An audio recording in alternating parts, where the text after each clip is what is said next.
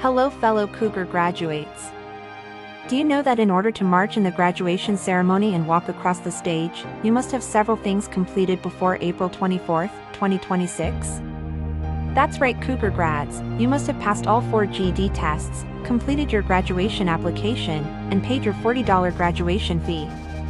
Due to the limited number of seats in the Bell Auditorium, students who have not met the mentioned requirements by April 24th will not be allowed to participate in this year's graduation ceremony. So, let's get to studying hard and finishing up your GED tests. Contact your instructor of the Adult Education Office for information and the link to complete your graduation application.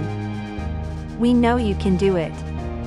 We are very proud of you and can't wait to see you walk across that stage and get your diploma. See you at graduation. Go Cougars! This has been a production of DNJDesigns and Mathman1962. If you like this video, click on the thumbs up. If you want to be notified when new videos are posted, click the bell. And if you want to see more videos like this one, click on the subscribe button.